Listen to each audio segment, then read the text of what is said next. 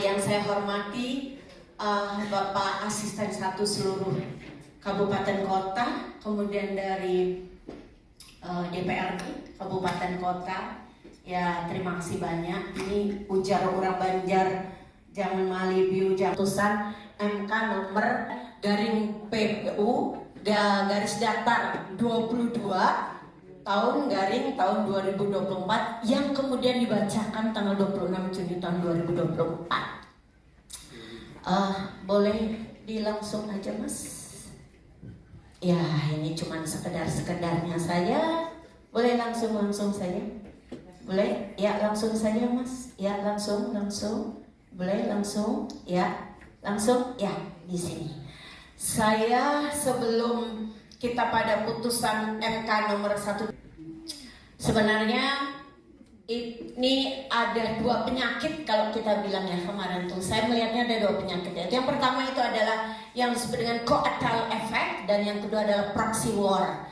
Nah, ini yang nanti mudah-mudahan dengan keputusan MK ini, 2 penyakit ini kita bisa antisipasi Bapak Ibu ya, gitu loh. Kenapa? Oh, mohon maaf, tadi Pak Hendi Kusuma, mohon maaf dengan segala hormat tadi belum saya sapa. Pak Hendi, mohon maaf ya Pak Hendi, ini terlalu semangat tadi jadi Pak Hendinya tertinggal, mohon maaf Pak. Jadi 2 hal kalau saya melihat. Yang pertama itu adalah menjadi judicial policy, dan yang kedua adalah menjadi game changer. Nah, kenapa? Karena keputusan MK ini itu menuju ke 2 hal. Apa itu? Yaitu bagaimana nanti demokrasi rasional, dan kemudian bagaimana tata kelola elektoral berkualitas. Nah, kenapa? Karena di putusan MK ini memisahkan antara pemilu nasional dan pemilu daerah atau pilkada gitu ya, gitu loh. Kalau pilkada cuma pemilihan kepala daerah, tapi kalau pemilu daerah ya juga di dalamnya pemilihan tentang anggota legislatif. Nah, keputusan MK nomor 135/2020 dengan penguatan media lokal sehingga pemilu daerah benar-benar terpublish dengan baik, bukan settingan. Ya, next. Bapak Ibu sekalian, yang kedua adalah hak-hak politik. Ini yang selalu saya bilang dengan rekan-rekan penyelenggara pemilu. Karena saya juga kemarin selain jadi anggota KPU juga di anggota tim pemeriksa daerah Dewan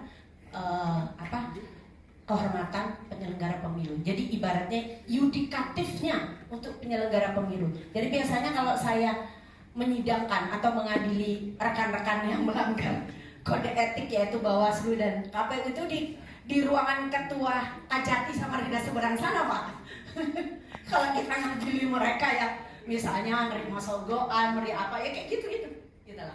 Nah, jadi kita jadi hakimnya gitu loh ya. Jadi ini yang saya bilang, Anda harus punya, itu harus juga ditingkatkan. Supaya apa? Kalau banyak DPRD mengajukan usulan raperda, ini minimal akan juga bisa menaikkan nilai indeks demokrasi Indonesia. Karena salah satunya kemarin kita agak turun karena kurang di Kalimantan Timur hak untuk inisiatif membuat raperda itu. Karena turun dari 14 dari 5 menjadi 14. Nah, kemudian transparansi anggaran, Bapak Ibu sekalian, tolong nanti ini bisa melalui digital lah. Oh, anggaran Pemda segini untuk bla bla bla, tapi tidak telanjang, saya katakan gitu ya. Mohon maaf kalau pakai bahasa telanjang gitu. Next, gitu lah. Ini tadi yang saya katakan, ID-nya Provinsi Kaltim di 2025 itu 86,9, diurut 14. Kemudian sebelumnya ini turun ya. Sebelumnya itu kita di 82,28 diurut 5. Itu. Next lagi. Saya tidak sebutkan kenapa turunnya itu ada 3. Salah satunya tadi saya sudah sebutkan kenapa penurunan. Walaupun sedikit ya. Walaupun masih kita di Kaltim masih termasuk di kategori tinggi. Nah, ini ada yang namanya saya membuatkan ada roadmap. Roadmap 3T, Pak. Roadmap 3T, good government dan clean government. Apa itu roadmap 3T? 1 itu adalah tahun untuk tata kelola.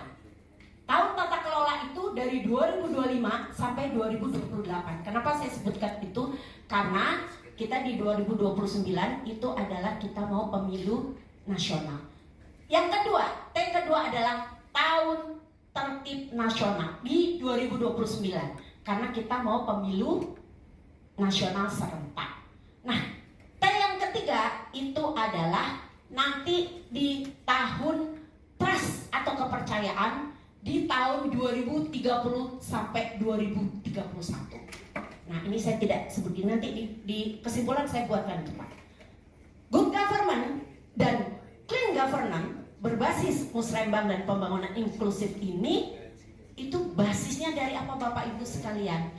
Itu berbasis dari leader atau pemimpin dan wakil rakyat yang berakhlak dan berilmu. Kalimantan Timur dengan materi isu-isu strategis kepala daerah dan Dewan Perwakilan Rakyat Kita ketemunya 5 tahun dan sekali. iya, administrasi penggantian antar Saya tuh waktu pengen minum anggota itu. Dewan Perwakilan. Jadi ini yang menjadi pertanyaan kami, apakah ada petunjuk atau tatib atau peraturan? Tidak terlalu lama ya Pak, nanti kalau sudah ada definitifnya mudah-mudahan tidak terlalu lama untuk menentukan. Oh baik, ya Bu Karo. Ya Bu, Bapak itu ada lagi gaya ya, ini bebas tapi begini katanya. Iya.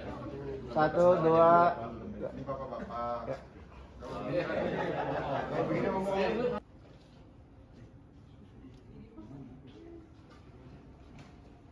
Video.